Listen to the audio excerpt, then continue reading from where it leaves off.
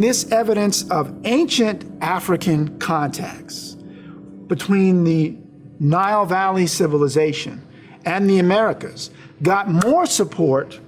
There was a documentary that came out in the early 90s. You're going to love the name of this one. It was called The Curse of the Cocaine Mummies.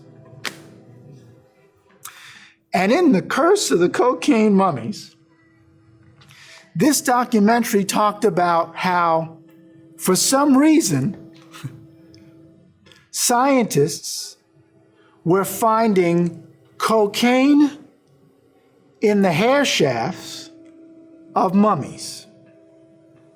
Now, they also found tobacco.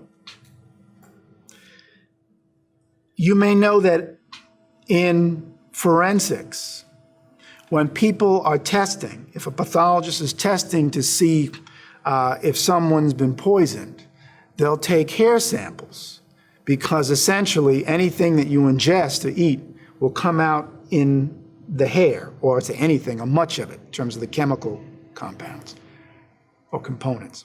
So they took samples of these different mummies. The person who did it was a woman named Dr. Balabanova, who I think she is a French scientist, although her name, obviously, Balabanova is not French, but she, in France, and she did this research looking at these mummies and was wondering why she was finding cocaine in mummies, since there is no cocaine in Egypt. In fact, there's no cocaine known to grow in Africa, certainly not at that time. You're talking about 3,000 years ago and longer. You're talking about 2,500 years ago, etc. She took a sampling of different mummies to find that these mummies, obviously when alive, had ingested coca, the coca leaf. They also found high rates of tobacco, not African tobacco, American tobacco. So this automatically meant, well, how are these people getting this? They got it because they were in trade. Nile Valley civilization was in trade with different indigenous peoples in the Americas.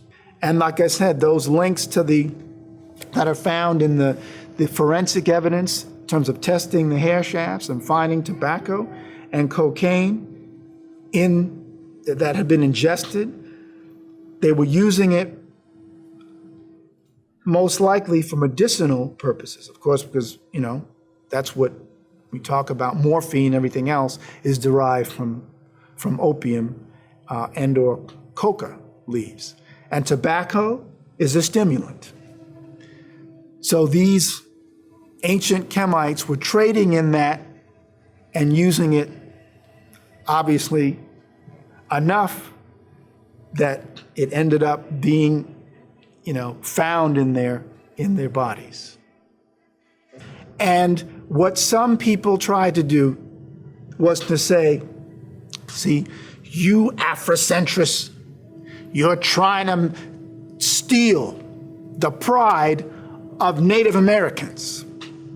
So they tried to start a fight between Africans and Native Americans, so to speak. What I mean is saying, they're trying to say, well, you're trying to claim their glory. And Van Sertima said this, and I'll say it as well. What the evidence shows is that people from Africa were engaged in trade, and there was an exchange of culture and information, and obviously goods. Aspects of Native American society then reflect things that are similar to that of Nile Valley civilization. We know about the step pyramids that exist in Central America, right? The ziggurats. That style of pyramid is similar to the older pyramids that were in Kemet before you have the standard Giza-style pyramids that are smooth. And the reason is because they were built for different purposes, right? But this idea of having pyramids, does that mean that the Egyptians taught the Indians or the indigenous peoples to make pyramids? Well, what's interesting is the pyramids exist first in Egypt as far as their antiquity before you're seeing them in those places in, for example, Mexico. But here's an important point that goes back to this idea of the Olmec. The Olmec civilization predates the Mayans, the Incas, the Aztecs. The Olmec is the oldest, and the Olmec is the one that shows the greatest amount of, if you will, Africoid features.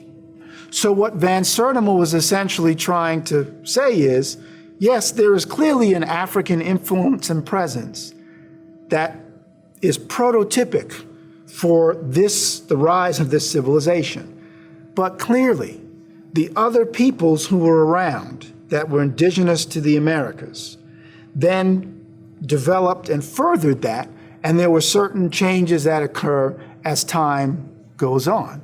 So that's one thing to keep in mind. The other thing is the Africoid people, and I'm using the word Africoid to mean someone who was classically dark in complexion with tightly curled hair and full lips or broad nose, as opposed to when people think of Native Americans that may look like somebody who is, for example, Lakota or something similar in terms of different nations of the Americas. But what is so significant here, of course, is that Noble Drew Ali, in the Moorish Quran, chapter 47, actually lays out that the peoples of Africa, if you will, left the continent of Africa, came to the Americas, and then other people would come over the course of time. The oceans were no wall that prevented this exchange. That's a lie. It's a European, largely European base lie that follows the Columbus era.